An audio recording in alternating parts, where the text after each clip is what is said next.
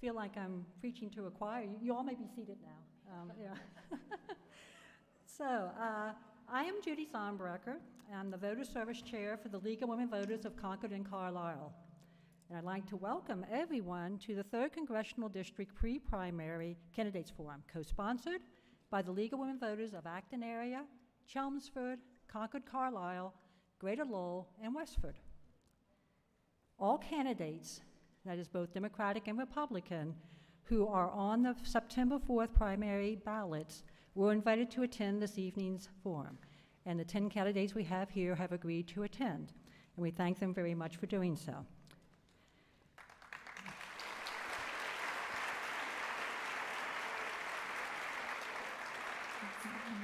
The purpose of this evening's forum is to educate voters about the candidates, the qualifications, and their stands on issues in a fair, respectful, informative, and inclusive manner. The League of Women Voters is a nonpartisan, multi-issue organization that encourages informed, active participation of citizens in our government. The League does not support or endorse or oppose any political party or candidate. So, a few things before we get started and I hand over the microphone to our moderator. If you have a cell phone, please either turn it off or mute it so we don't hear any sounds from those. Also, if you've tried to get on the internet, I don't think it exists. Apparently the internet's been down, so there's nothing we can do about that. And because the internet's down, this will not be live broadcast, but it is being videotaped, and the videotape will be available for viewing on Chelmsford TV, and we will seek to post it on as many League of Women Voter websites around the district and on the state as we can as quickly as possible. So with those few announcements, I'd like to now introduce to you our League of Women Voter moderator for this evening. She is Margaret Copey. She is the president of the League of Women Voters of Lexington. With that, I'll turn the microphone over to Margaret. Thank you, Judy. It will be live. Margaret, it is live at that address that I gave you. It's live now? Live.chelmsfordtv.org. Thank you. Just getting some last-minute instructions here. I want to thank the League of Women Voters for inviting me tonight to moderate this debate among candidates for the 3rd Congressional District in Massachusetts. It's my pleasure to be here in this wonderful venue, and I hope we all have a good evening. Immediately before the start of this evening's forum, the candidates drew numbers for the speaking order for an opening statement, and they are seated in the order in which they drew their numbers, starting to the far right down here, so 1 through 10. They will give their opening statements in that order. They will then answer all the questions in random order. 5 candidates will have the opportunity to answer question 1, followed by the other 5 answering question 2. The first 5 will then answer question 3 in random order, followed by the second 5 for question 4. If I've lost you, that's okay. I've got it all written down here. This rotation will be followed for questions 5, 6, 8, and 9. Question 7 will be a lightning round, answered by a show of hands.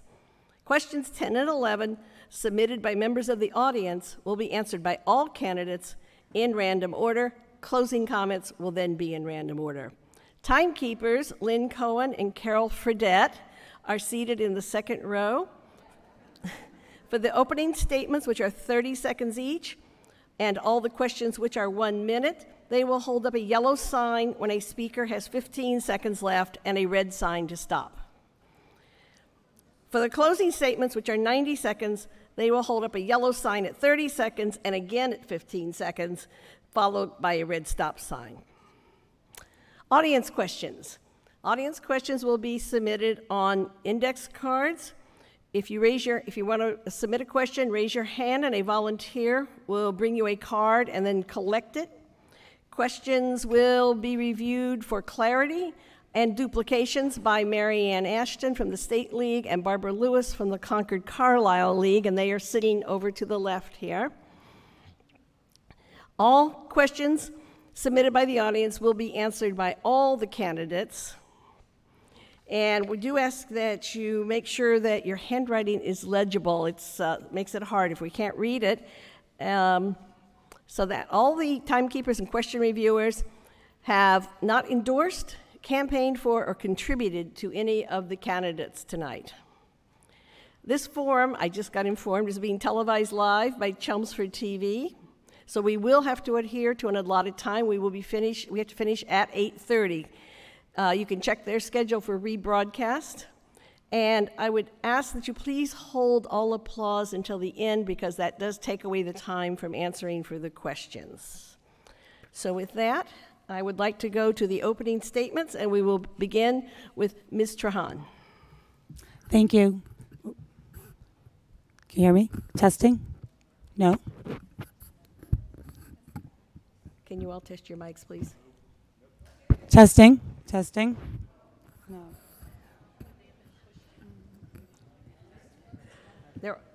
They're supposed to be on. Testing?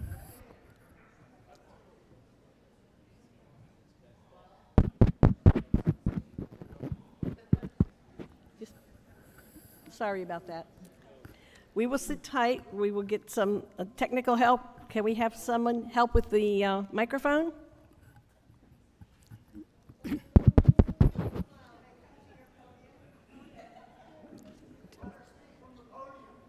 Just give me a second.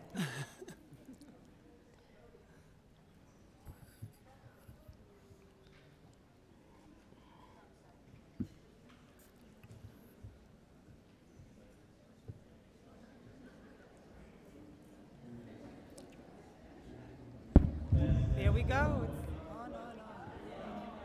Okay. All right. Thank you. I'm sorry about that. All right. Ms. Trahan. Thank you. Thank you, everyone, for being here today. My name's Lori Trahan. I grew up in a working-class family in Lowell, and I've lived in this district my entire life. I understand deeply what it means to be part of a family that lives paycheck to paycheck, and I believe that the best levers we have to closing the gap between economic anxiety and economic opportunity is good-paying jobs, quality education, and health care that we can afford.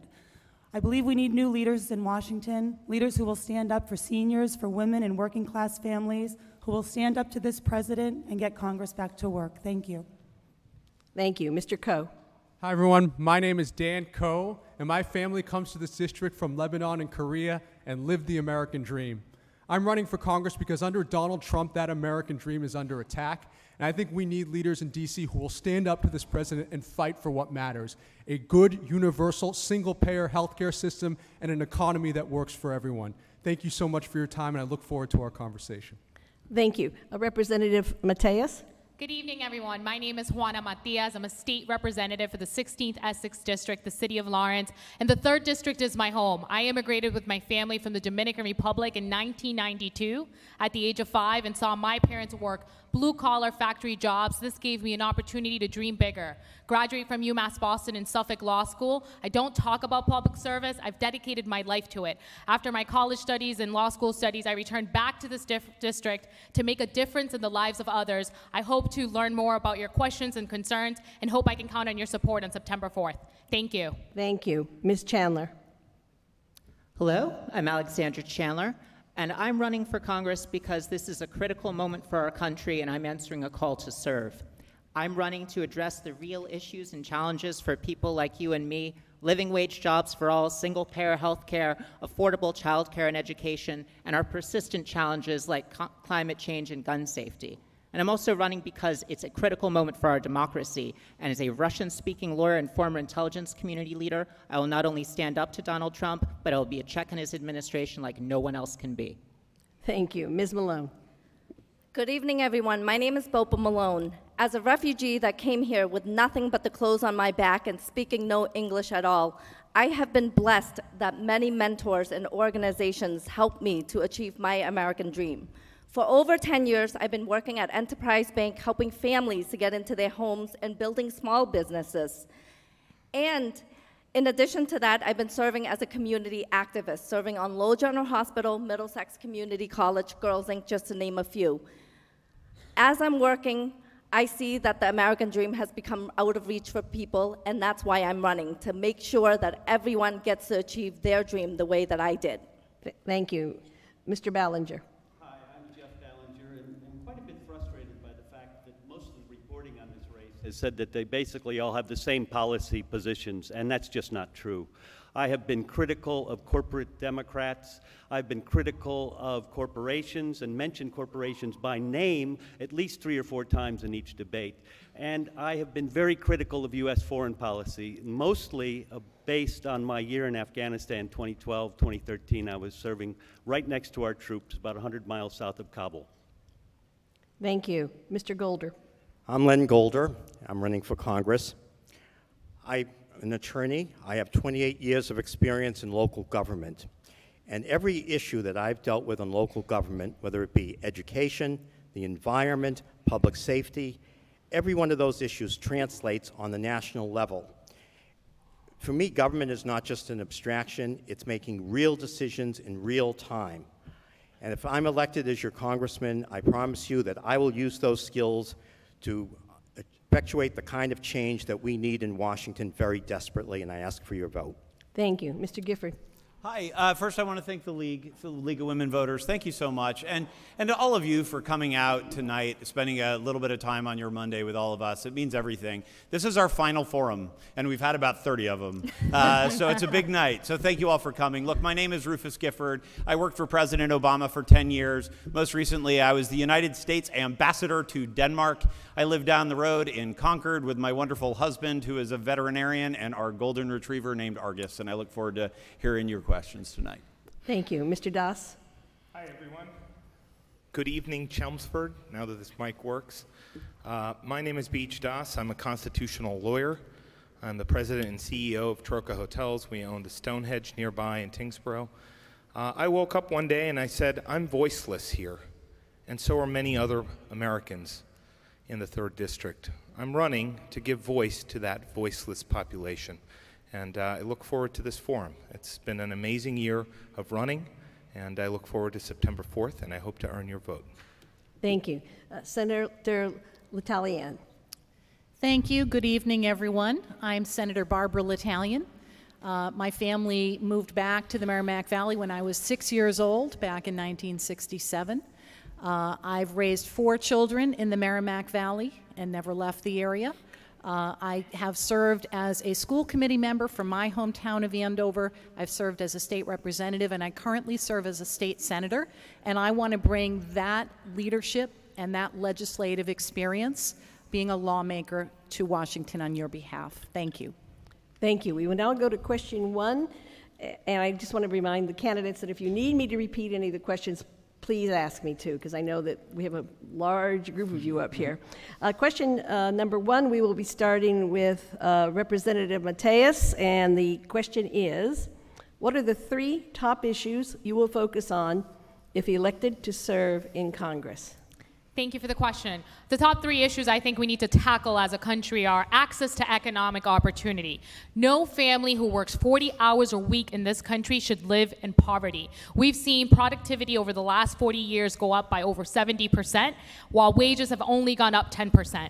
If you live in this country, you should have access to a living wage. So it's about making sure people have access to a federal minimum wage of $15, addressing the high rising cost of housing, and making sure every American can achieve their American dream. And I think you can't talk about economic opportunity without also talking about public education. I wouldn't be who I am today had it not been for the Haverhill Public Schools. And there's a lot more we should be doing in terms of making sure we have universal pre-K, making sure that we address the achievement gaps that this state continues to see, and we give every child, regardless of the zip code they live in, an opportunity to achieve their academic potential. And lastly, I saw my father in 2013 be diagnosed with pancreatic cancer.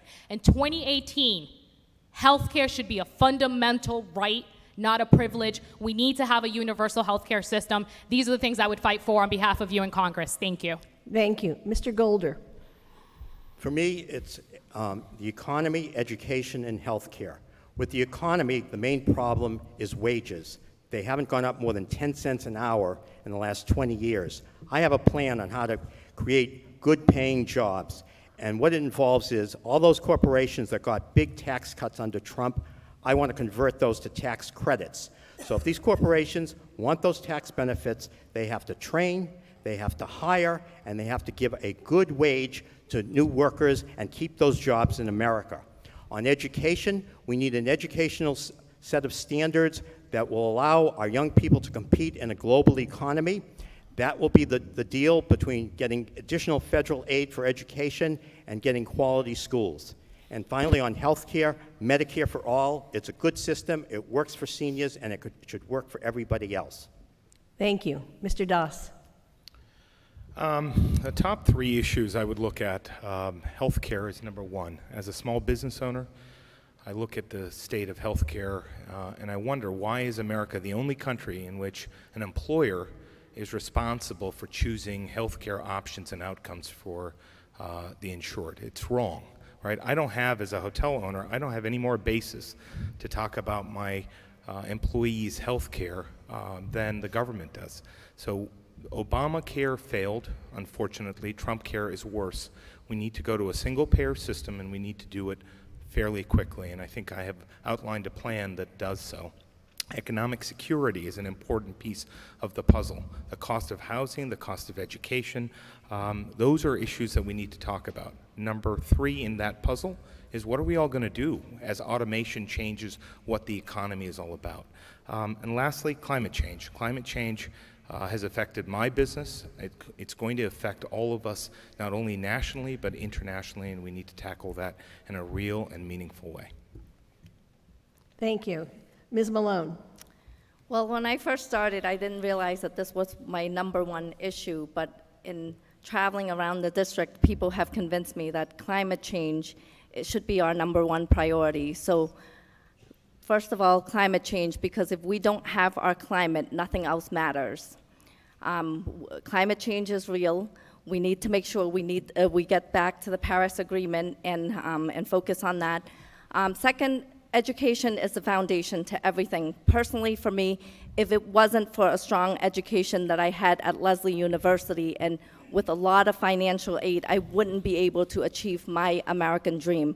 So I would focus on education. And third, gun control. There was an incident that happened again yesterday in Florida. It's not right as a mother to send my kids to school every day and to be afraid that my kids are not coming home to me. So we really need to make sure that we get guns out of the street. Thank you. And Ms. Trahan. Thank you. As someone who grew up in a family that had economic anxiety, it's really hard to think about anything else. So for me, we have to do our best to attract jobs to this district, jobs that take advantage of our well-skilled labor force, specifically defense, high-tech, and life sciences companies. Two, education. I mean, look, college put me on the path I'm on today. My husband went to the Greater Lowell Vocational Technical School, and he has a successful, happy career as well. And I think we have to open up more paths of education to more people and expose them in our public schools. I started at Lowell High with 900 incoming freshmen. I graduated with 540. And I don't believe that we should too tightly tether the American dream to just a college education. We need vocational and technical training, community college programs that give our students a credential and get them into the workforce faster. And finally, health care. We'll talk more about health care, I'm sure, soon. Thank you. Thank you. We'll now go to question number 2, and we will be starting with Ms. Chandler.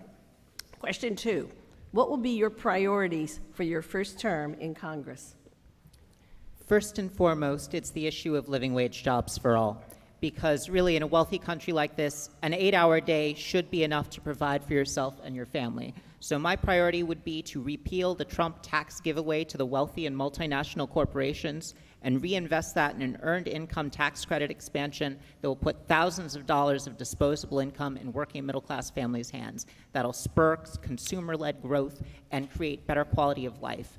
Then, in addition to that, it's getting money out of politics, because frankly, that unlocks progress against so many other issues, from healthcare to climate change to gun safety, because of the lobbies that are on the other side of the issue of all of those matters. I'm proud to have signed, the only one in this field to sign the candidate with contract initiative, pledging me to get a bill on the floor to overturn Citizens United and promote publicly funded elections within 1 year of getting into Congress on pain of resignation. It is that important to me, and it is that important to protecting our democracy and ending the corruption of this administration. Thank you. Mr. Gifford. Yes. So the first thing I think we have to acknowledge here, because so we have to assume, I think we'll assume that Democrats have taken back the House with this question, because we have to understand the situation we're in. Republicans will probably have the Senate, and tragically, we'll still have the White House. So what does that mean? What can we get done in our first term in Congress, considering that dynamic? And that we always have to take that into consideration. So what do I think I can get done? And what do I think Democrats in the House can get done? The first thing is living wage jobs. And what I am obsessed by is green jobs. Probably a lot of you have heard me talk about this. Maybe you've gotten some mailers about it, but it's real. This is a way to save the planet while at the same time creating good middle-class jobs right here in the 3rd District of Massachusetts. And the last thing I will say, and this is critically important because I think it can be bipartisan, is infrastructure. We need to rebuild our roads and bridges. We need to get broadband to the more rural sections of this district. We need to invest in high-speed rail and clean up our waste treatment facilities that are polluting our waterways. Thank you. Mr. Ballinger. My 3 main concerns are interrelated. Number 1 is labor rights. Number 2 is a corporate crime database. And the third is a division of economic research. I'll start with the third one. We shut down the Division of Economic Research at the National Labor Relations Board in the 50s because of the Red Scare. I think we need to know what jobs are coming 2 years out and 5 years out and 10 years down the road, because the workplace is changing. We have to give our young people an opportunity to train for those jobs. Corporate crime database is sort of self-explanatory. Corporations have been getting away with murder in this country, and literally in many cases, so I think that's a no-brainer. And labor rights, we have been moving backwards since I tried to get labor law reform in 1977 with the unions. It was filibustered for 5 weeks by the conservatives because they don't want people getting together. We've only moved backwards since then. It's an abomination that American workers can't have the right to join a union. Thank you. Mr. Coe. My number 1 priority would be standing up to President Trump and getting him the heck out of office. These are not normal times. This is a president who is making us less safe, who's inviting foreign entities to the White House who have been proven to conspire to rig our elections. He's taking away our health care, he's attacking our way of life, and I would join impeachment proceedings immediately. Secondly, we do need a single-payer health care system in this country, and I would fight hard for that. Third, we do need a comprehensive jobs bill to make sure that we are fighting for our middle class and working class families and not for the 1% in corporations that don't need it. And finally, we need immigration reform in this country. Under President Trump's plan, my great-grandfather wouldn't be allowed here and I wouldn't exist, and I take that personally. And we need to stand up and have immigration reform because that is the most American thing we can possibly do. Thank you. Thank you. Senator L'Italien. Thank you. I would say that when I started running for office, it was motivated by my son with autism, who's now 28. I needed to fight to get health care coverage for he and many other kids in Massachusetts, and was able to do that with the passage of 2 pieces of legislation. So absolutely, health care is at the top of my list. I would ask to join the Energy and Commerce Committee and work towards that goal. Because I've done deep dive work on health care, I have been endorsed by the single payer group here in Massachusetts, and absolutely believe we need not only a single payer health care plan, but also a unified prescription drug program using the power of bulk purchasing and driving down the cost of prescriptions. I would also like to use the experience that I've had as a school committee member, as a parent, as someone who had created a school for my son with autism, and as someone who has been on the education committee and who's been endorsed by both the AFT and the MTA to work for a single, solitary public education system. I do not want to see charters, I do not want to see vouchers, and I would ask that I join the Education and Workforce Committee as well. And then lastly, I would agree with Alexandra Chandler that the tax plan needs to be reversed immediately, because without doing that, we are going to go after the safety net, and we need to have that be job number 1. Thank you. We'll now go to question 3, and Ms. Trahan will be the first to answer this one. The question is, should U.S. immigration policy be reformed? If so, please identify specific measures Congress should pass. Thank you. Absolutely. We are decades overdue for comprehensive immigration reform. In fact, we wouldn't be having debates about abolishing ICE and sanctuary cities and sanctuary states if Congress did its job and passed immigration reform. Look, we need to provide pathways to citizenship for the people who are living in this country. We need to radically transform ICE so that it no longer treats people inhumanely. It's been reprehensible what we've seen this year, and we need to restore our values in this debate around immigration. We need to keep our promise to dreamers and extend DACA status. We also need to improve our border security. We do have laws to enforce around human and sex trafficking, weapons smuggling at our borders, and we need to protect those borders. But we need to update our acceptance criteria, and we need to pass laws that we can enforce. Finally, we need to get to the root cause of our immigration problem, and that's our foreign aid package, which has been in decline underneath this administration. Thank you. Thank you. Ms. Malone.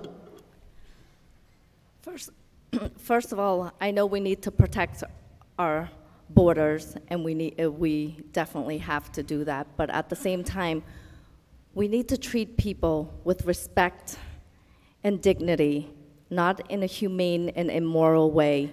As I mentioned earlier, I came here as a refugee. I wouldn't be where I am today if America didn't offer me and my family a lifeline and helping me to achieve my American dream. So I sit on the board of Middlesex Community College. I chair the Student Experience Committee.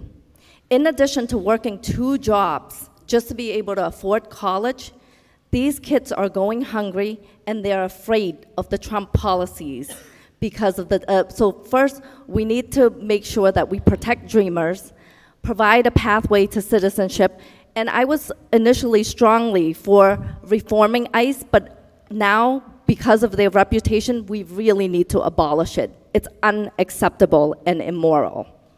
Thank you. Mr. Ballinger. Well, I am strongly in favor of enforcement across the board, and I think the United States has been cutting staff in all departments for so many years that, look, you can't even make an informed opinion about the HB1 visa or whatever visa program it is because the numbers are just not reliable, because we don't have enough people in the field because of something I mentioned earlier. The Republicans have demonized government and regulation so thoroughly for the last 40 years that we don't spend money we need to get on top of problems. So we let the border issue just fester for 25 years, both parties. I really think we have to do border enforcement, but I don't think we do it in a inhumane way. I think there are ways you can enforce our laws and stay after the visa overstayers. This is a very big problem we have, people overstaying their visas. Thank you. Mr. Golder. Just as slavery was the great moral issue of the 1850s, immigration is the great moral issue of our time. And I think where we have to start is right at the border. There has to be a presumption that if people are fleeing despotic governments or drug lords, that they should be welcomed into this country and not be put in detention and have their children separated from them. And if we can encourage people to come through proper borders, then our Border Patrol people, who are good people, and dealing with a very difficult job, can focus on the drug smugglers and the drug kingpins and do what they need to do to keep our country safe. And also, in terms of ICE, I'd point out something. It's more than just ICE, because what's happening is people are going into immigration services and they're calling the ICE people to have them arrested. We need a whole overhaul of our policy directives in the immigration service as well. Thank you. Mr. Koh. This is personal for me as a Korean Lebanese American. It's kind of a random combination, I realize. And it's only possible in an inclusive, welcoming country like America. And I think we start at the top and say that we are a country of immigrants and we should be proud to be a country of immigrants. We should not be proud. As a matter of fact, we should be ashamed to see mothers and babies being ripped apart from each other, all in the name of a man who's in office, I think, under false pretenses. So first and foremost, we need to stand for this country and what it was built on, and that's on welcoming immigrants. And we need to come together to do a pathway to citizenship, to be true to our values. There was a pathway here.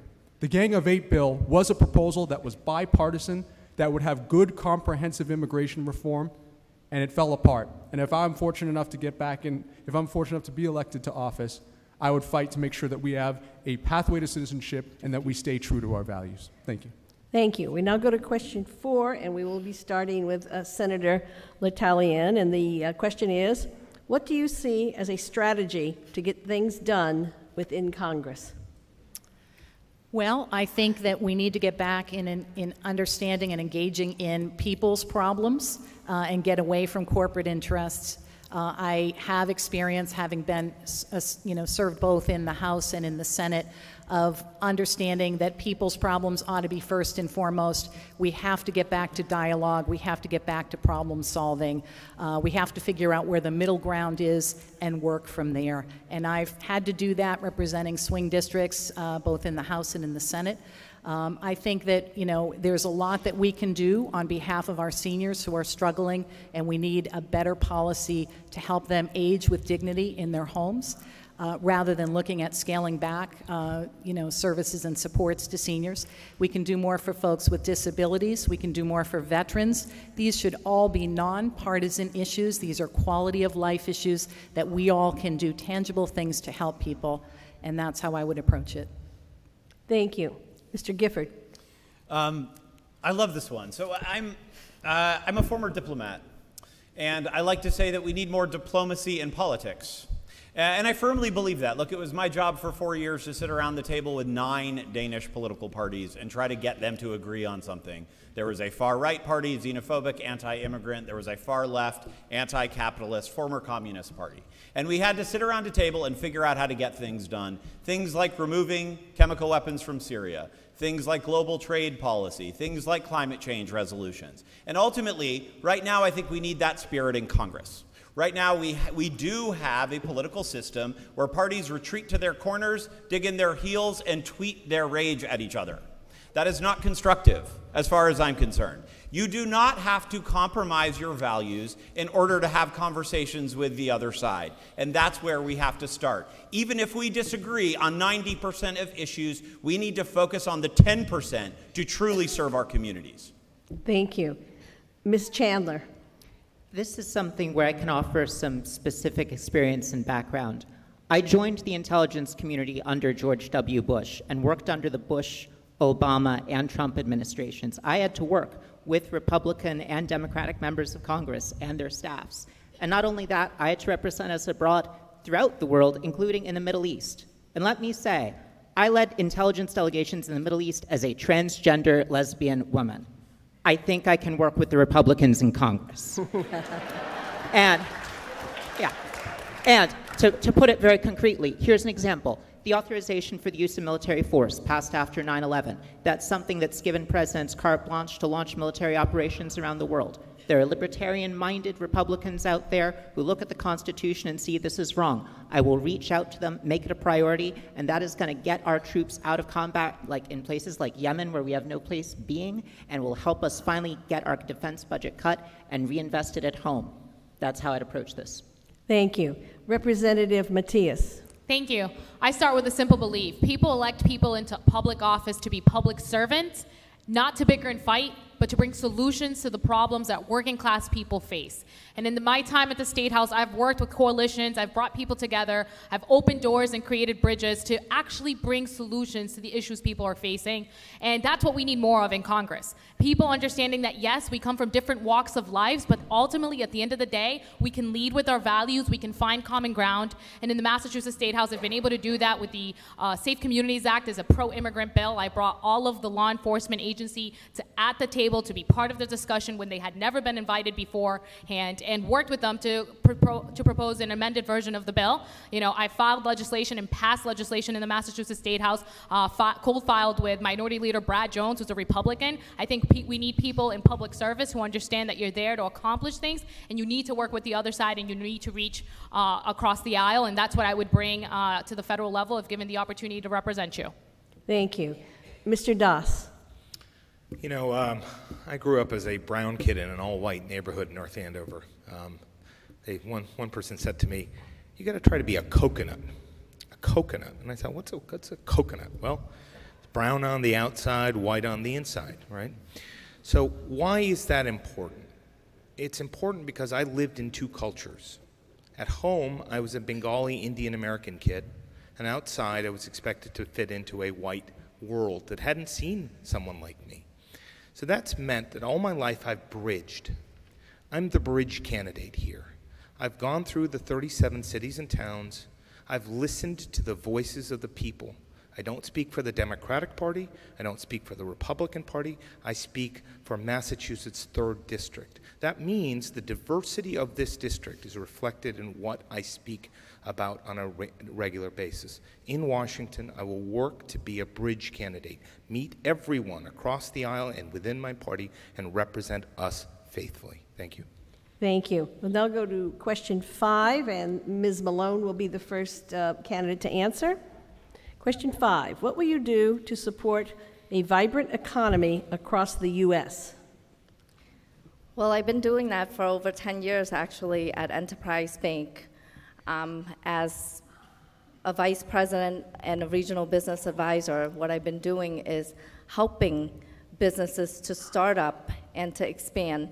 So basically, what I would continue to do the same thing in terms of looking for various businesses that would be good for our district, and making sure that people are able to have access to jobs. In working cities that we do in Lowell, we received a $500,000 grant to support the city, and we find out that, you know, these people, it's not because they don't want to work, it's because they don't know their resources. So what I would do is, one, help businesses to create and expand, but two, making sure that families have access to jobs in a way where transportation, child care, and a lot of the families we work with, they do want to be able to go to work, but they just don't have the means. So I would find ways to support them holistically. Thank you. Ms. Trahan.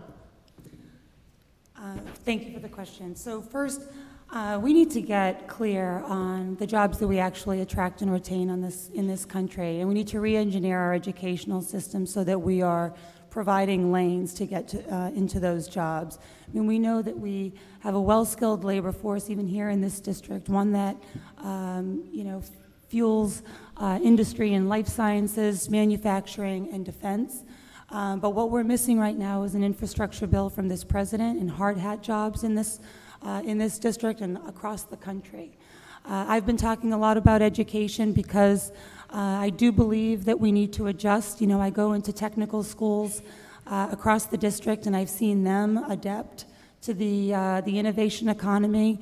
It's not carpentry and HVAC and machinery anymore. It's hydroponics, mechatronics, 3D printing, and we need to invest in those skills if we're going to get our young people into lanes of education where they can bypass the debt and get a good paying job. Thank you. Representative Matias. Great, thank you for the question. I think of my dad's story and how he worked for over 25 years at Malden Mills, a company that made fleece. And that company 6 years ago closed down, took hundreds of jobs, hundreds of paychecks with it. And what we need to be investing in is making sure that we first assess our communities. You travel the 3rd District, and every community is very different. The initiatives and the workforce that exist in every community is different. So it's assessing what exists. How do we incentivize companies by bringing them back to these communities and ensuring that there's a workforce for them? And we need to invest in federal grants so that we can give job training, right, at our vocational schools, at our community colleges, at our state universities. I've seen how at the state level we've taken daycare providers in Lawrence who are earning $11 an hour, have no opportunity for upward mobility, and we're training them to become CNC machinists, potentially having the opportunity to earn $18 and $31 an hour. Those are the types of investments we need to support. We also need to not be giving corporate America and the biggest corporations a tax break. We need to be giving our small businesses a tax break. They're the bloodlines of our economies, and these are some of the initiatives that I would support. Thank you. Mr. Das. You know, I love it when politicians speak about what small businesses need. I am a small business owner, and I'll tell you what we need. We need health care resolved. Single payer needs to come. I pay, for a family of 4, I pay over $10 an hour for my employees for coverage. The coverage isn't good enough. There are many problems with the coverage, and my employees worry about it all the time. So we can talk in fancy terms about all the innovation that needs to come to the 3rd District. Without health care being solved, we have a problem. Second, we need to make education accessible so that people aren't building their nest egg so they can spend it all on the primary and secondary education. Third, we must make sure that intellectual property is protected against loss with our trade policies with China and the rest of the world. That's what we can do to secure our economy. Thank you. Mr. Golder. Well, first, we need to have an increase in the minimum wage. We need legislation to protect and encourage unions because they're a driving force for higher wages. Third, we need tax incentives for businesses to redevelop our downtown areas. And fourth, and most important, I mentioned it earlier, converting those big tax cuts that the big corporations got into tax credits. Government can be the driving force, but ultimately it's companies, the private sector, that does the hiring. So I want to give tax credits for training, for hiring people over the age of 40, for keeping jobs in America, and for providing on-site daycare for working parents. So with those kinds of incentives, we can encourage more employment at higher wages. Thank you. We'll now go to question 6, which we will be starting with Mr. Ballinger. Question 6, should the Tax Reform and Jobs Act of 2017 be reformed? If so, what specific changes would you make to the tax code?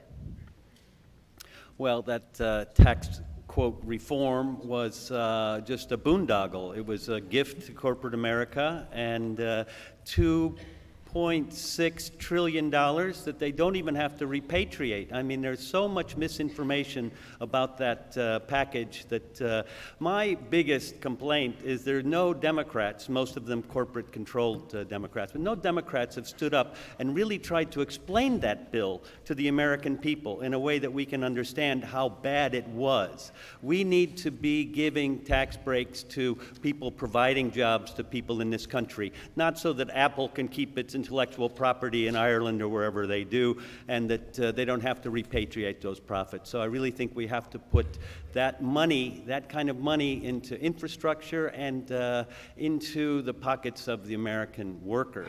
And this is what I think needs to be done in the tax area. We need to spend more money on the IRS. 45 cents spent on the IRS gets you $100 in revenue. 45 cents in the IRS gives you $100 in revenue. Thank you. Mr. Coe. Thank you. We need to make sure that our main focus as Democrats is investing and supporting working class and middle class families. This Trump tax plan is the antithesis of that. If you even look back at Reagan-era tax policy, wages have stayed flat while productivity's increased. Under this president, that's going to get worse, and we've seen wages stay flat after this tax plan. So first and foremost, we need to repeal the Trump tax plan for everyone except for middle class and working class families who will see a tax increase by 2027 under this plan. And you know what? For all those policies that the Republicans like to say we don't have money for, Social Security, single-payer health care, or all the other programs that we talk about, let's use that money to invest in those programs. Let's use that money to invest in free public four-year education. That is what we should do as Democrats, be proud to invest in the future of the middle class and working class families in this country, and that's what I would do day one as your congressman. Thank you. Senator L'Italien. Thank you. Earlier I stated that this was one of my first goals for when I go down to Washington, that this needs to be repealed. We should not be benefiting the top 1% to the detriment of the rest of our country. It's interesting when you engage in a conversation with folks that were around during the Eisenhower administration, you realize that wealthy paid far more in taxes, and that helped build our infrastructure, our highway system. We have gotten so far away from that. Right now, people have a few more dollars in their pocket, but it's short-term gain for long-term pain, particularly when Paul Ryan, within 24 hours of that tax bill becoming reality, immediately announced that he was going to potentially go after Social Security, SSI, disability, Medicare, Medicaid, food programs, and other safety net programs. You know, half the people are not in the stock market. Trickle down didn't work 20 years ago, and it's not working now. Wages have been stagnant, and we really do need to be about promoting and uplifting working people and the middle class. Thank you. Ms. Chandler? I mentioned earlier that I wanted to repeal this plan. Now I'll go into some more details about what I would do with this money instead. In addition to the Earned Income Tax Credit, what we need to do is look at expanded profit sharing for working people, where big executives at multinational corporations get a certain deal. The working people of the district should be getting the same deal, or those corporate tax breaks get taken away. Then we can reinvest the balance in things like capping childcare costs at 10% of income. We can restore the renewable energy credits and start to make some progress again towards combating climate change. And we can stop running up unsustainable levels of debt. Because another thing about all the policies that I talk about, I have an entire plank on my platform about fiscal responsibility. Everything I say tonight, I have a plan to pay for in detail, and you can check it out on our website. And this is some of the philosophy that I'll bring, that we can have these bold investments, these big ideas, if we just as progressives, as Democrats, go to the table with them and don't succumb to the big money and other opposition that would have us water them down. Thank you. Mr. Gifford. Not surprisingly, I think like most of us on the stage, the question was what would we do to reform this tax code? I think we throw it out and have to start over, truthfully. Look, this is, first of all, the way it got done is one of the reasons why people hate politics, right? Republican only, no committee hearings, not a single member of the Massachusetts delegation was part of the conversation about a tax bill that affected every single person in Massachusetts. To me, that is un-American. So what do we do? I agree with most of the proposals that have been said on the stage.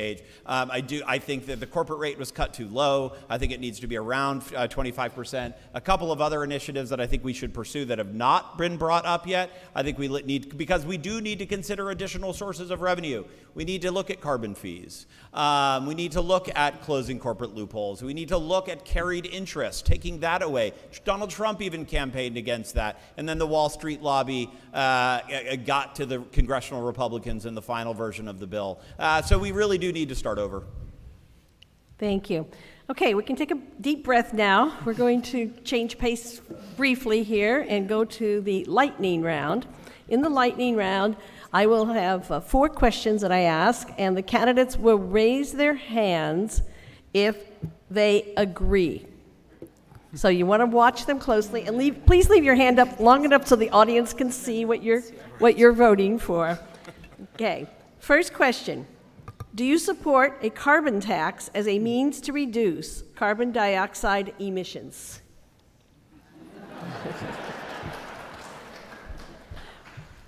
All right, question 2. Do you support a constitutional amendment to overturn Citizens United?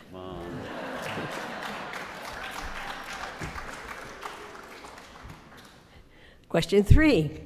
Should a new Space Force be formed as part of the U.S. Armed Services?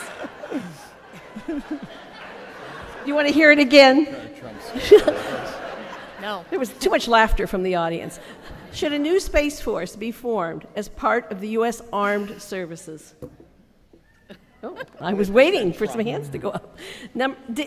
Fourth question, will you actively support whoever wins the September 4th Democratic primary for the 3rd Congressional District seat? Thank you. I think we can applaud them all now.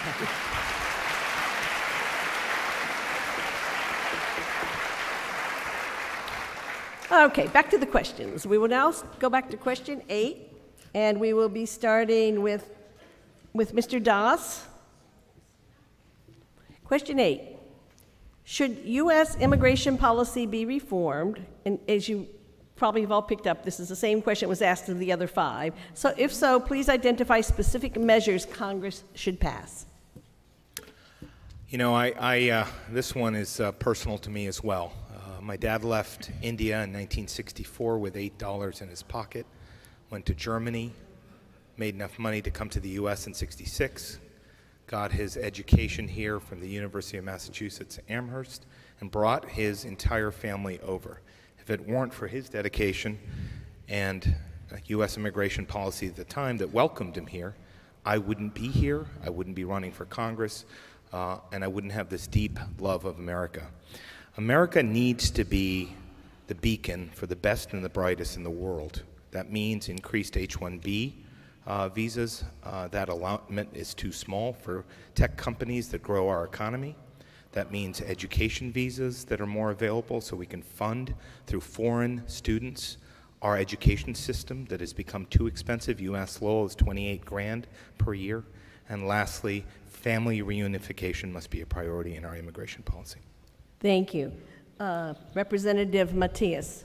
Thank you. This is very personal to me. I immigrated to this country at the age of 5 in 1992, and I've been leading the fight against Trump's racist agenda here in the state. I'm the lead sponsor of the Safe Communities Act, which prohibits law enforcement officials from racially profiling you and asking you about your legal status. It ensures people's due process right. I also have a piece of legislation before the Massachusetts State House that allows undocumented students who go K through 12 and then are told after 12th grade that they cannot go to our state universities and receive in-state tuition. I have a bill that tries to change that. And I think federally, what we've seen, not just this administration, but prior administrations, it's fail immigrant families across this country. We need to give TPS holders access to residency and citizenship, dreamers access to residency and citizenships. These are children that arrived to this country at the age of 3, 4, and 5.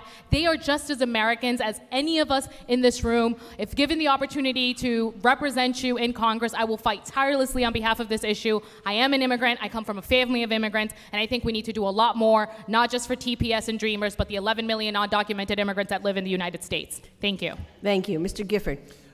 We just have to remember what the United States has stood for since our founding. This is a values-based question as far as I'm concerned. Who are we? My ancestors came to this country, to Massachusetts, for the exact same reason that people are coming to this country today, and that is for a better life for them and their children. And we seem to have forgotten that in recent years. And without a doubt, Donald Trump's immigration policy seems to be grounded in something that I believe not only is unconstitutional, it's actually worse than that. It's un-American. It seems like he's forgotten what is written on the Statue of Liberty. Give us your tired, your poor, your huddled masses yearning to breathe free. So what does that mean? The first thing we have to do is that we do have to unwind some of the damage that has been done by the Trump administration. So that means, of course, taking away the Muslim ban. That means, of course, making sure that our policies on the border are respectful and tolerant of people who are, again, looking for a better life in the United States. And ultimately, this is about coming together, Republicans and Democrats, and doing what the Gang of Eight in the Senate tried to do just several years back, and that is present comprehensive immigration reform with a pathway to citizenship. Thank you. Senator L'Italian. Some of you may have seen that I had a lot to say about this on Fox and Friends about a month ago. What I simply and humbly stated on behalf of all of us, knowing that President Trump was watching that show, was that the border policy that we are engaged in is illegal, inhumane, and immoral. And as a mother of 4 children, witnessing children being torn from their parents' arms, knowing that they were going to be placed in cages, that they may be separated from their parents, all across the country, and that in fact we have deported folks while their children remain, and that we have children as young as 2 and 3 years old being expected under current law to go into court and represent themselves is just mind-boggling. We all have an immigrant story. My grandfather came down on a motorcycle, came to Lawrence as a French-Canadian seeking a better life in Lawrence. We all have those stories. That unless if you're a Native American, we all have a story. And we should not forget that, and we need to treat everyone as, as a human being deserving of dignity at all times. Thank you. Ms. Chandler. I view this as a moral issue and a national security issue. And on the moral side, what I'll say is to illustrate, back in the winter, I was protesting in the snow with members of my parish church in Haverhill, St. James, and other members of the Merrimack Valley Project when one of our community members was about to be deported to St. Lucia away from his U.S. citizen children. So it's come close to home. And what I'll say is this. I want to use the fact that I've worked in national security for 13 years to be a uniquely effective advocate on this issue. One of the first things I do is attach an amendment to must-pass legislation like the National Defense Authorization Act, defunding ICE's ability to enforce the zero-tolerance policy. I would also look to do a broader reform of the entire Department of Homeland Security, because ICE isn't the only problem. It's also CBP. We also have to look at TSA and other civil liberty concerns. I believe every undocumented person in this country who has not committed a violent crime should have a path to citizenship, and that is the policy that I would aim to enact in Congress. Thank you. We'll now go to question 9, and we'll be the first candidate to answer that will be Mr. Coe, and this is the same question as the other candidates answered in question 4. And the question is, what do you see as a strategy to get things done within Congress? Thank you. When I hear about this question, I'm reminded of my first political mentor ever, and that was Ted Kennedy. I was his mailroom intern. Wasn't a glorious job, but what was amazing about seeing the senator in action was that he cared about every single constituent, their concerns, and he cared about getting things done for people individually.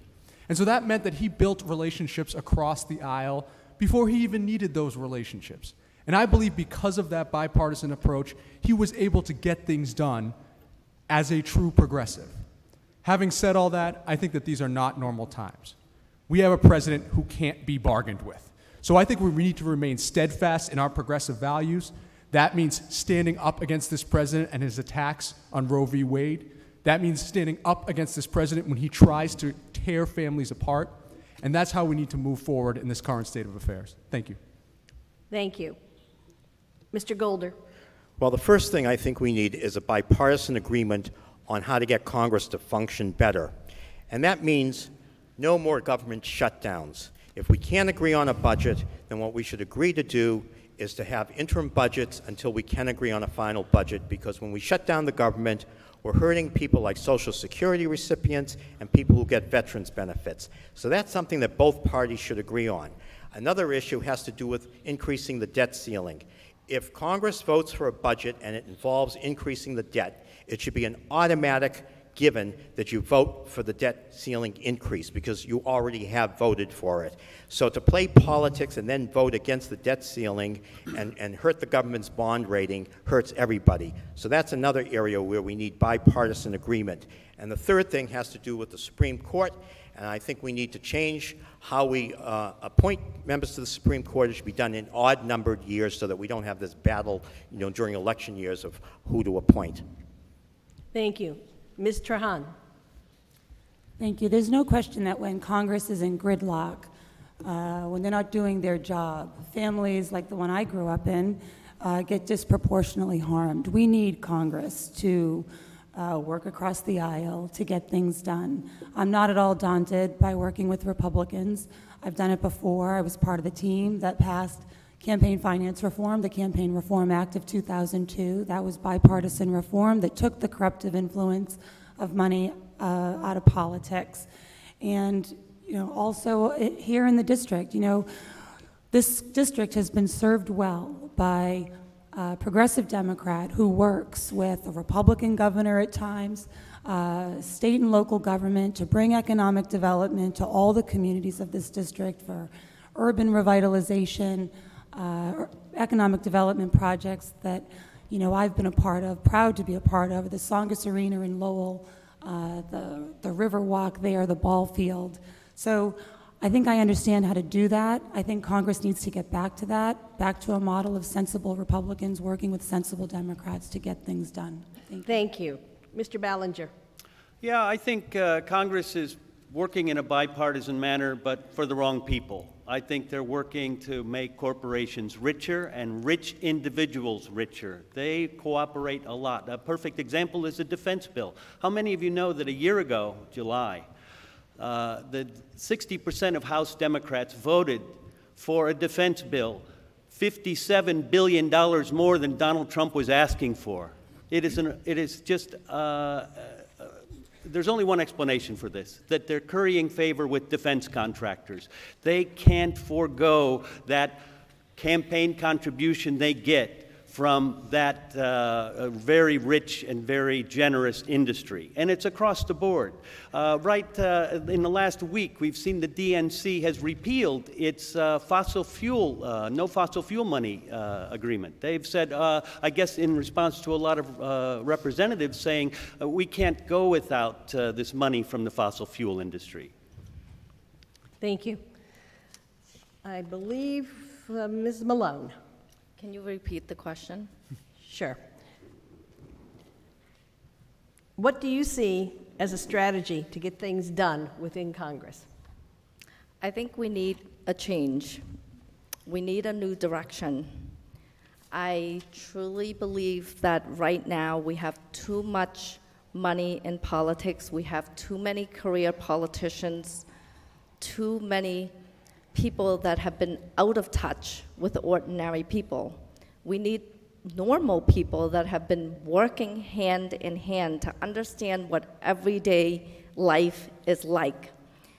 So one, when you're tied, whatever anyone is saying, when you're tied to money, I don't think you're gonna be voting or forming any coalition when you are accepting money from different places. So we totally need to change on that. And so we really need more diversity in background. We need more of people that have been effective in working and getting results for the community and staying in touch with who they serve, because that's who they're elected to represent. Thank you. We now are going to go to question 10, which all of the candidates will answer. This one and the next one. These come from questions that were submitted by the audience. About 40 questions were submitted. Unfortunately, we only have time for 2 of them. So I know. The screeners picked 2 that were items that had not come up in tonight's questions. And so the first question is, and I'll be glad to repeat this since you're all 10, you're gonna have to wait your turn on this one. The question is, are you in favor of reinstituting the Glass-Steagall Act of 1933, which separated commercial from investment banks? And if yes, how would you accomplish this? And we're going to start with, number 1, start with Ms. Chandler. The first thing, this is one of those issues where you're going to need to get money out of politics first, because the banks and the investment banks in particular are going to resist this kicking and screaming. But once we've done that, the way that we do it is update it to reflect some of our current realities of a 21st century economy. And one of the things that I would like to do to improve on not just the regulation, and I have some knowledge on this in that I did go to law school in New York and had some internships on Wall Street and quickly looked at what I saw and ran away, never to return. Among the things we need to look at is a tax on financial transactions to provide a risk buffer for the activities of these banks that brought us to the brink of depression in 2008. And that's something that we need to do as an insurance policy for the future, and that will enable us to invest in so many other priorities that we have as a country. That's part of my approach to the issue. There's more on my website, which you can see in detail. Thank you. Mr. Gifford. I would, yes. Listen, I talk a lot on this campaign about FDR. And why is that? Because he was coming out of one of the great political crises of American history, which is the Great Depression, entering another, which is World War II. And frankly, the policies that administration pursued were policies that actually lifted people up and helped the little guy. Right now, I would argue since the 80s, we've been slipping in the wrong direction, that we've actually been fighting for the big guy and fighting for the corporations, and that is problematic. So yes, I would support it. And how do you get it done, which is the biggest, I think that was the big question, right? This is where you truly do need the right kind of leadership. You need the right kind of leadership in Congress that is going to be able to bring people together, work across the aisle, and not make every single one of these issues hyper-partisan. We actually have to be able to sit around a table and have a conversation about issues like this. Thank you. Senator L'Italien. You know, I am deeply dismayed that we have not learned our lesson from the economic downturn and the crash that occurred, the near crash that occurred 10 years ago. I am very concerned that we are back to allowing for big banks. We are allowing too big to fail again. It seems that we have not learned our lesson. Senator Warren set in place a mechanism to be sure that consumers' concerns were placed first and foremost. We had someone resign from that very committee today because it's been taken over and been highly politicized. So I do believe that we need to work towards a sensible banking system that protects the little guy. And that's what we need to be working towards. And it seems that we're trending after, again, the biggest economic downturn since the Great Depression. Unfortunately, we seem to be slipping back into our old ways. Thank you. Mr. Golder. Well, first, let's explain what Glass-Steagall did. It set up a firewall between what banks normally, what you normally expect them to do, which is to take savings, people's savings, and invest them in loans. The other part of the bank functions are in speculative ventures. It's fine for them to do both, but not with people's hard-earned savings. That's what Glass-Steagall did. It set up this firewall between those two separate functions. And when that act was repealed in the 90s, by the way, that firewall went away and was a major contributor to the Great Recession we had in 2008. We need to bring it back desperately. We need to get Democrats and sensible, pragmatic Republicans. We need more people like John McCain to come into play in the Republican Party so we can get some sensible legislation and return Glass-Steagall into our economy. Thank you. Ms. Malone? Yes, I would reinstate the Glass-Steagall Act. I'm not totally sure how I would do everything, but I would agree with everyone in terms of the transaction fee and reinvesting it and putting that into education and health care and so forth. But I don't think it's as someone who's been in a career of banking, it's you know, it's not something that's you know, it's good for everyone, and I would definitely be you know, for making sure that it's sorry, it's yes, I would definitely be for making that. Thank you. Thank you. Okay, Mr. Ballinger? Yeah, I think it's borderline delusional to say we know that there's this problem of the bankers owning most of the people on Capitol Hill, but this is how I do it. Unless we get money out of politics, friends, we'll never get reinstatement of Glass-Steagall. And I've got a plan, because I'm an organizer.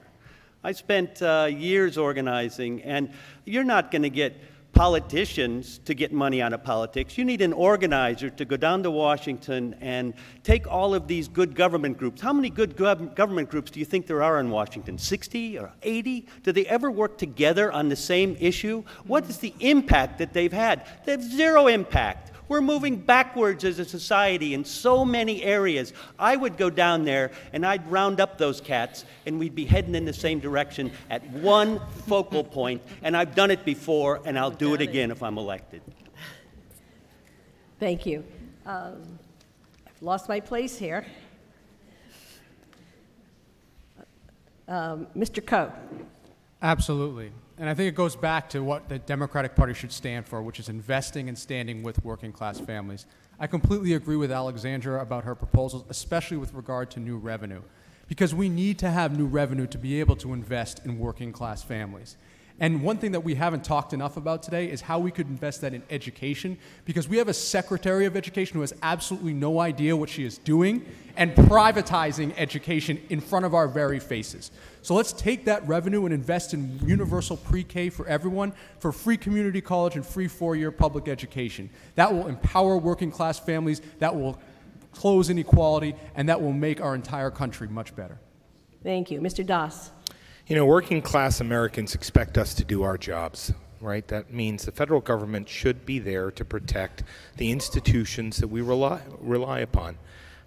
When Wells Fargo and Bank of America acquired different businesses after the repeal of Glass-Steagall, what happened, right? You would walk into a bank, and instead of putting in a deposit and taking out your money and it was safe, they'd sell you on investment products. They'd sell you on life insurance. They'd sell you on everything but the kitchen sink, right? Fundamentally, that was wrong because it took two separate institutions, protecting your capital and growing it wildly, and combined them into one.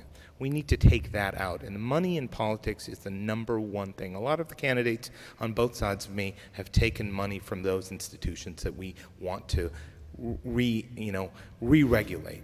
That's a problem, and we need to take money out of politics first, and then we can have a hope of achieving any of the stuff we're talking about. Thank you. Ms. Matias? Thank you.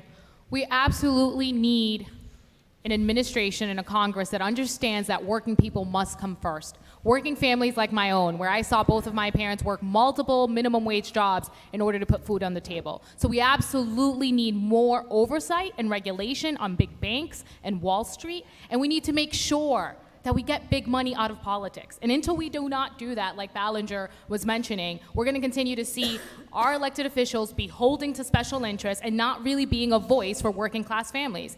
And I would advocate tirelessly in order for this to happen, and I think we need to always remember it's about how do we work across the aisle, how do we bring people together, how are we strategic, and create coalitions that actually accomplish the solutions that we need so that working class families can continue to prosper. Thank you. Thank you. And Ms. Trahan? Thank you. This is when you miss Congressman Frank down in Washington, because yes, I do believe in reinstituting Glass-Steagall. And frankly, we're likely being a defensive crouch protecting Dodd-Frank from this administration, because I think that they would like to roll back all the regulations that we had to put in place after 2007. You know, the four largest banks in Q1 reaped record profits. 2.6 billion, I believe, was the number I heard, additional profits from this tax cut. So to think that this administration is in it for working class people or middle class families is just wrong. That's why we need to go do our duty at the ballot box this year, this September, this November, so that we can hold this administration accountable. We can hold hearings for financial services, and we don't allow these rollbacks to occur. Thank you. We'll now go to the last question before we go to closing comments. And with this one, we will be starting with Mr. Gifford. And let me find it. Oh, here you go. What are your plans to reduce the national debt? Oh, boy. Well, obviously, it starts with a lot of the stuff we've talked about already. Honestly, it starts with taxes. It starts with revenue. It starts with repealing this tax bill and starting over. That's where we got to begin, without a doubt. And then we got to look at where we spend money, right? I worked for the federal government. I worked for the federal government for 4 years. I worked for the State Department, and I love the State Department, and I think that we should fully fund the State Department. But there are even some programs that we need to look at with a scalpel and not just a sledgehammer, which we often do. I think the U.S. government oftentimes operates penny wise, pound foolish, that we don't think long term when we need to be thinking long term. And honestly, I think we need to look at that agency after agency after agency. And of course, what we're going to talk about, I think most of us will talk about, is defense spending. That we've simply just got to modernize our military in that sense. Thank you, Mr. Hahn. So I think it starts with getting back to the table on tax reform and putting together a more balanced package. I mean, I think our economy works best, and I think it's proven to work best when everyone pays their fair share. And this tax reform package was so far from that. So it wasn't bipartisan. The biggest breaks are going to corporations and the wealthiest Americans, and the benefits that are given to working and middle-class families are fleeting at best. So I think that's a good start. Two, one of the reasons why I want to be on the House Armed Services Committee is not only because of the contribution that the defense industry makes to the Commonwealth of Massachusetts in terms of supporting 60,000 jobs and $12 billion in DoD spending, but also we need oversight. We need oversight of military spending of this administration now more than ever. We know that it's been inflated in this year's budget, and we need someone in this seat to administer oversight of that budget. Thank you. Thank you. Mr. Ballinger. So we have this year an $81 billion increase in the defense budget. And we have tens of thousands of families, military families, that qualify for food stamps. What's wrong with this picture? We have given so much money to the contractor. We're getting 131 F-35s that the military doesn't even like. We want 2,400 ultimately. This is nuts. We have to get the Pentagon to give us a list of 40 base closures each year domestically and 40 in foreign countries, but they will never cede an inch. They don't respond to Congress. Congress must demand. How many of you know that there was an audit done last year? The first time ever an audit of the Pentagon. Did we hear anything about it? Did Congress people stand up and say, oh, we have to do this about that wasteful spending? No, Jim McGovern said, yeah, we have to fight fraud, waste, and abuse. But, you know, he was absent when that bill was passed that authorized more money than Trump asked for. Thank you. Mr. Malone. Ms. Malone, I'm sorry. Sorry. I believe we need to leave our children in a better place without debts, without them having to, suffer in, the things that we do. So instead of creating corporate welfares and welfares for the rich, I would allow them to reinvest in our debts. Basically, we can put that, as I mentioned earlier, into education. And when our kids have a good education, they will pay their fare, or they will reinvest as well. And in turn, it will help our economy. So, and I agree with a lot of what everyone is saying, that we do need to protect our borders and secure our country. At the same time, we don't need that much money in the defense system. So we need to really prioritize and put that elsewhere. Thank you. Ms. Chandler. This is a two-pronged approach on the spending side and on the revenue side. And first, on the revenue side, I would support the Congressional Progressive Caucus People's Budget, which would restore Clinton-era tax rates above $250,000 a year. That alone, with surtaxes for millionaires and billionaires, will get us most of the way there, plus a carbon tax, plus a financial transaction tax. And that'll bring us back to the progressive taxation that built the middle class in this country, along with strong unions.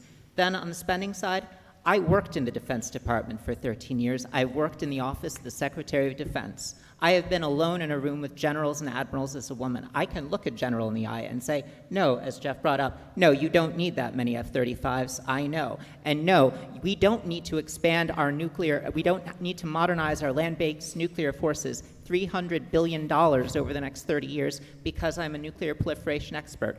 All of us are talking about this. I will be the best possible advocate on this issue in Congress. Thank you. Ms. Matias? Look, we need to repeal this tax plan that we saw this administration implement that gave tax breaks to the 1%.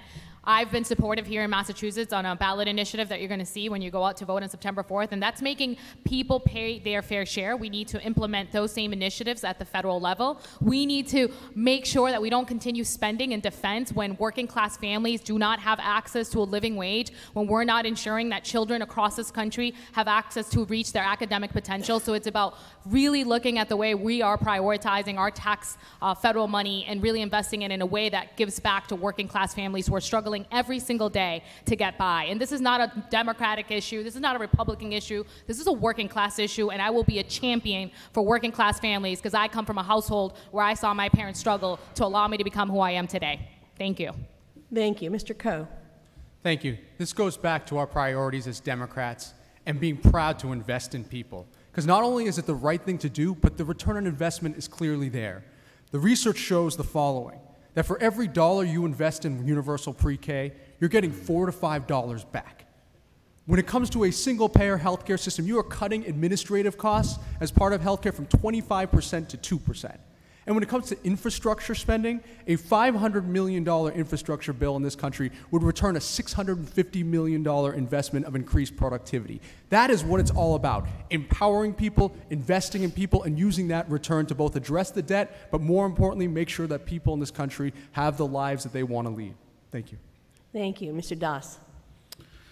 You know, on the debt, we've got an interesting situation, right? Because the last 20 years, we've funneled our focus on making things easy.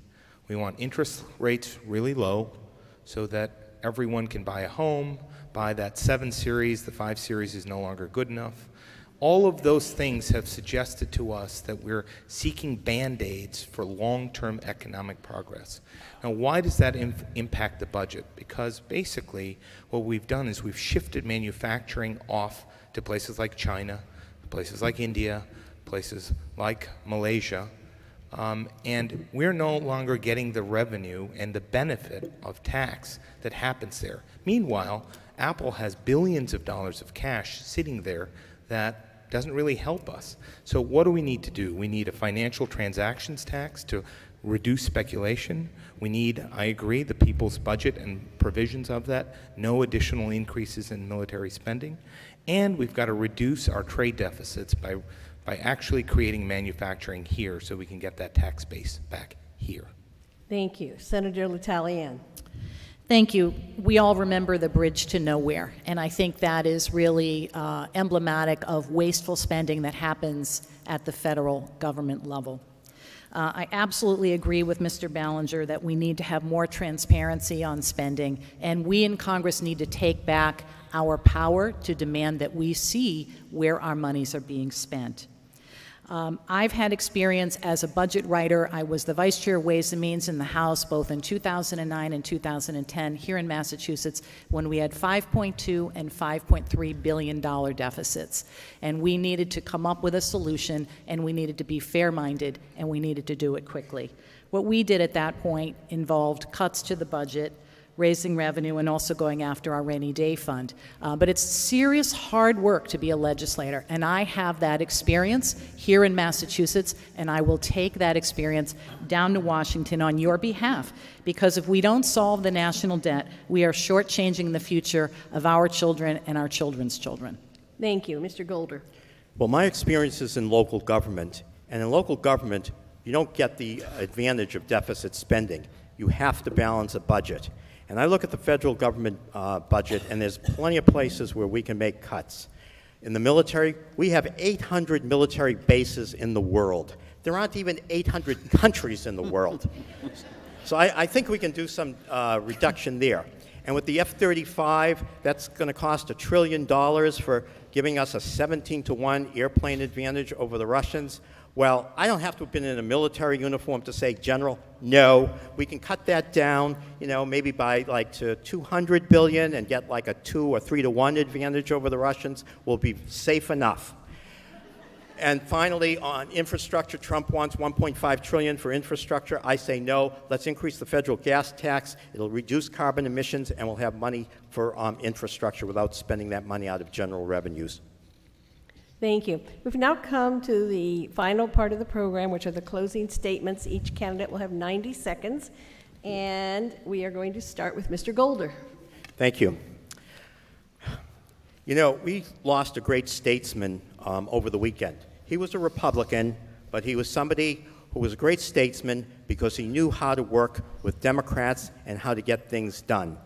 And I have the greatest admiration for the kind of character that John McCain had, even though I may not have agreed with him on all the issues. So if I'm elected to Congress, It's that kind of character quality that I hope to emulate to serve you. You know, I just became a grandfather several months ago, and it got me to thinking, what kind of world is my grandchild and his generation going to live in when they get to be older? I want the next generation to have the best education, the best opportunity. I want them to be in a clean, healthy environment. I don't want to see all these changes that Trump has put in terms of reversing clean air and clean water. I want the best healthcare system for everybody. And finally, I want what he has with his parents, on-site daycare for working parents. Thank you. Representative Matias. Good evening, everyone. Thank you so much again for being here. Thank you to the League of Women Voters for convening us tonight. It gives me so much hope to see so many people who are interested and committed to making sure that our country gets back into the right direction. My name is Juana Matias. I'm a state representative, and I'm running to represent the 3rd Congressional District because we deserve someone who understands firsthand the challenges that working and middle-class families face. This district has been my home. I have never left, and I saw my parents sacrifice everything in order to give me an opportunity to dream bigger, go on to UMass Boston and Suffolk Law School, always came back to this district. First as a social worker working with children who were under the custody of the Department of Children and Families, and then as a legal aid advocate defending unaccompanied minors who were facing deportation. I then went on to challenge an anti-choice, anti-LGBTQ incumbent, and became the first Latina immigrant ever elected to the Massachusetts State House. I'm running because there's too much at stake for our communities and our country, and public service is not something I talk about. Anyone that takes a moment to look at my track record will see that I've dedicated myself to making a difference to this district that gave my family an opportunity to achieve the American dream. If given the opportunity to be a voice for you, I will fight on behalf of working families to ensure that they have access to a living wage, to make sure that a child's zip code does not determine their destiny, and that we no longer continue to talk about healthcare as a privilege and therefore as a fundamental right. I look forward to hopefully earning your trust and your vote on September 4th, and I thank you so much for being here. Thank you. Mr. Das. Thank you. Thank you to the League of Women Voters for this important forum. The last year of my life has been an amazing one. I've had an opportunity to meet with, speak with a whole diversity of people across this district. The voices you hear, someone asked me the other day, what's the most amazing and what's the worst thing? It's really been the same thing, which is the voices that we hear and the stories that we hear are real. They talk about aspiration, they talk about struggle, they talk about hope over adversity. Over the last couple of weeks, I've started thinking about, as this comes to an end, where does it leave us? I hope when you close that booth on September 4th, you'll look deep inside and say, who amongst this crew can best listen to and address the concerns of all of our people? We do need a change in Washington. People are tired of business as usual. Just this weekend, my campaign was contacted by another campaign with dirt about a leading candidate here. Now, I'm not interested in that stuff, right? Because fundamentally, what we need to do as Democrats, and to lose election and Supreme Court tells us this, we need to listen to the voices of the people, get to work for them, and do the job of government.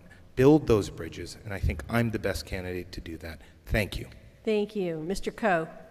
Thank you.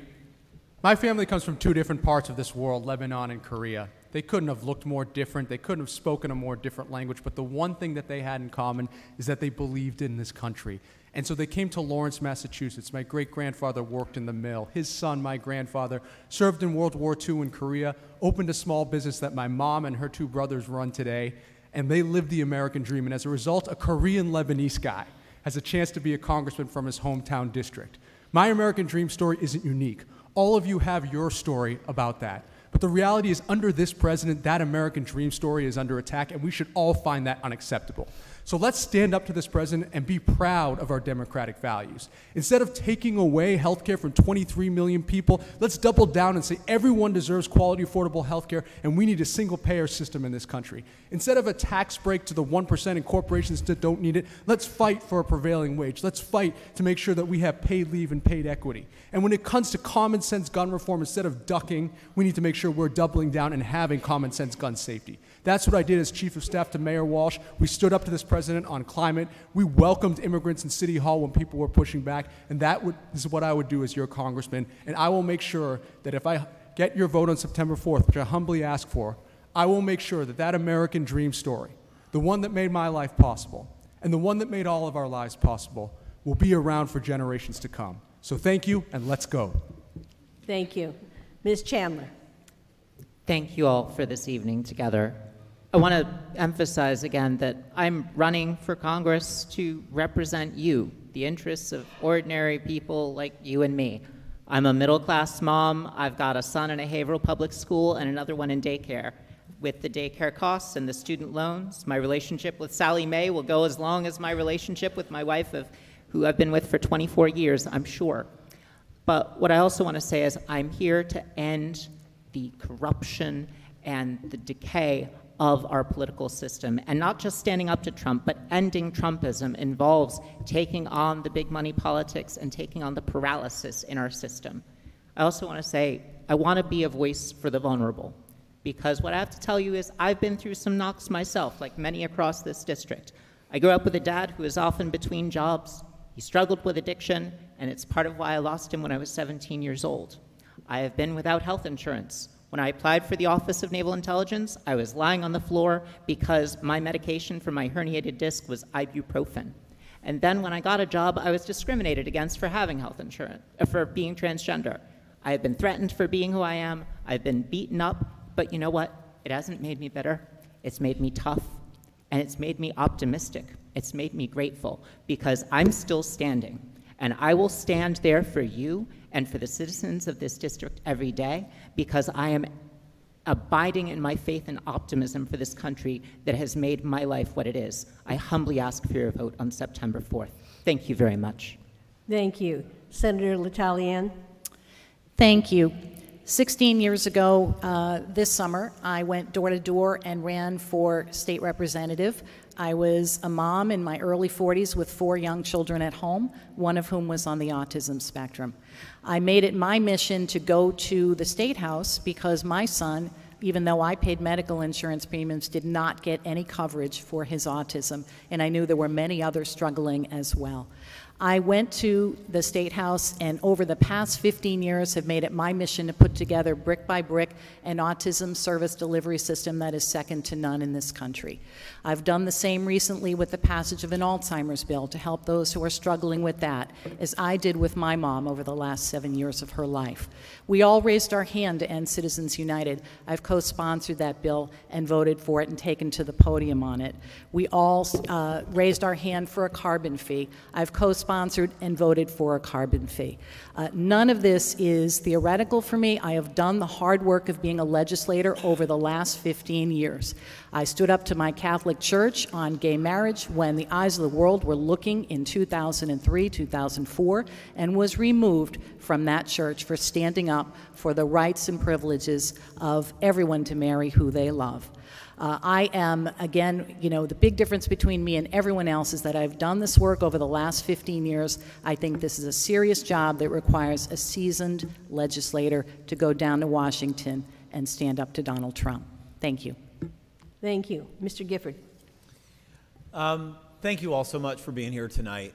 Look, I never thought I'd be sitting here on this stage asking for your support to be your next congressman. But let me just tell you why. I woke up on November 9th of 2016. I was still the United States ambassador to Denmark. And I saw Donald Trump get elected president of the United States. I was probably like every single person in this room. I was a bit traumatized and horrified. And I knew in that moment that I needed to come home and step up my service, which is why I launched my campaign for Congress. I have to say this, that I came back as the consummate resistor. I was very much concerned about the direction of the country. I was concerned about the overturn of Obamacare, which I had worked on. I was concerned about pulling out of the Paris Climate Agreement, which I had worked on. I was concerned as a married gay man that civil rights that we had fought so long and hard for were going to be taken away from us. But then I started going door to door to door in this wonderful, remarkable district. I had conversations that fired me up and broke my heart.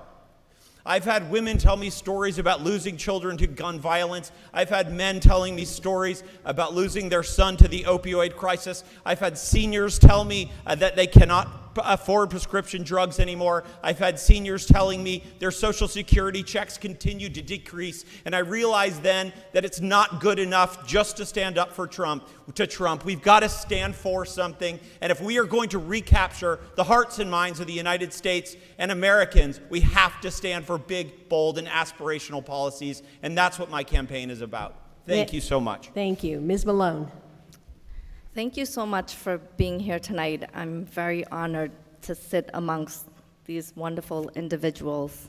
Because if you were to tell me when I was a little girl living in the Thai refugee camp that one day I would be able to come to the US and live the life that I have, I wouldn't have believed it. If you were to tell me that I would be able to go to college without a lot of debts that many of our students are facing, or to be able to go back to Cambodia and build a school for underprivileged children, or build a career helping families get into their homes and starting their businesses and advocating for the community, I wouldn't have believed it. For over 10 years, I've been working in the district and I've been very effective at it. For example, at Middlesex Community College, I advocated for the school to get $1.7 million to make sure that a group of students get support. For the city of Lowell, I got $500,000 to do system work change. And that is why I'm running, because over the years in working, I've seen that ordinary people are not getting what they need in order to achieve their dream. I'm not a politician, but I am a hard-working refugee, mother, career, and community activist. I am the American dream, and I will fight to make sure that everyone has the freedom to achieve their dreams the way that I had. Thank you. Thank you. Mr. Ballinger. As I alluded earlier, I think you need to send an organizer to Washington to kind of clean the muck out. And I do have experience, and let me tell you what happened. When I returned home to the United States after 12 years in Asia for the AFL-CIO, I saw that there were 15 or 20 anti-sweatshop organizations, but they were all over the lot, all different campaigns, all different cities, and I said, folks, hey, I've got one focal point for you, and I've got 5 years of research behind it. Take this one issue and beat this company up, and I promise you'll get good results. Within 2 years, Phil Knight, the CEO of Nike and the founder, was at the White House begging Bill Clinton to call off the sweatshop activists, and it's all true. And Bill Clinton did. To our everlasting shame, the Democrats came up with a plan to make it easier for sweatshops to operate instead of fixing the problem. Now, we have to be more vocal, folks. There was this AMSC intellectual property theft case down the road, and we won in a federal court the first ever criminal conviction of a Chinese company on intellectual property theft, and not one member of the House Energy and Commerce Committee thought of bringing the CEO down and saying, hey, we won one. This is why we have the Industrial Espionage Act of 1995. We've got to be more vocal, folks. Thank you. And finally, Ms. Trahan. Thank you. Thank you so much for being here tonight. Thank you so much to all my colleagues for running a great campaign. This might be the last time we're all here together. Look, if we're going to change Washington, we need new leaders who will reject business as usual and who will put the interests of the people that they're serving first. I've delivered for families and communities in this district as a congressional chief of staff, but that's not all that I bring to this job. I intend to bring all the fortitude that that it took to get to the top of a male-dominated tech industry and to start my own successful business down to Washington to fight Trump's divisive policies. I understand the issues affecting families living in this district because they're the same issues affecting my family, and I'm going to hit the ground running. I believe this is why I've been endorsed by local papers like the Lowell Sun and the Fitchburg Sentinel Enterprise, and by so many members of the town of Chelmsford, which I'm proud to have. Look, if you told this working class kid going to Lowell High School, pounding on the bathroom door, that I was going to run for Congress, I would not have believed you. Maybe my sisters would have, but I would not have. But 2016 changed everything for me, and this moment is important. We need more working and middle class values down in Washington and less corporate special interests. We need more women at the table, fighting to ensure that the world that we're leaving our children is a better one. I was born here, I was raised here, and I stayed here to raise my family. Thank you all for coming tonight. I humbly ask for your vote on September 4th. Thank you. A housekeeping note, those of you who borrowed pens to write your cards, could you please return them to the volunteers at the doors? If your question was not asked, I encourage you all to reach out to the candidates. And then in closing, I have a lot of people I have to thank. Chelmsford TV for televising this. Check their schedule for broadcasts.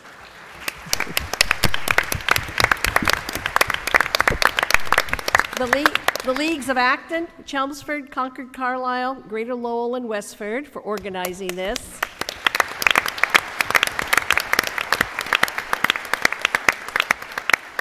The Chelmsford School System and Chelmsford High School for making this remarkable venue available. I'm so impressed.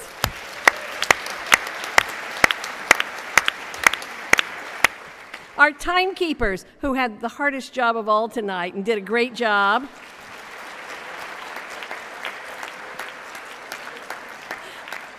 The audience, give yourself a hand. These wonderful candidates, I'm so impressed.